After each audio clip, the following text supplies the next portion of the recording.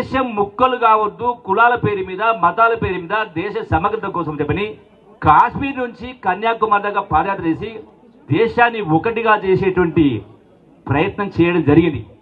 ఈ మధ్య కాలంలో రాహుల్ గాంధీ గారు సమాజంలో ఉన్నటువంటి కులాల దామాస పద్ధతిలో ఉద్యోగాలైనా చదువులైనా వాళ్ళ హక్కు కులగణన చేపట్టాలని చెప్పని నినదించి ఇలా తెలంగాణ రాష్ట్రంలో ఏ విధంగా అయితే కులగణన చేయడం జరిగిందో అదే పద్ధతిలో ప్రధానమంత్రిని మోడీని హెచ్చరిస్తూ దమ్ము ధైర్యం ఉంటే భారతదేశం మొత్తంలో కూడా ఈ కులగణన చేపట్టి బీసీలైన అన్ని కులాల వాళ్ళు కూడా వాళ్ళ జనాభా నిష్పత్తి ప్రకారం వాళ్లకు రిజర్వేషన్ హక్కు కల్పించాలని నినదించడం జరిగింది. ఇవన్నీ కూడా తప్పించుకోలేని కార్యక్రమాలు మోడీకి.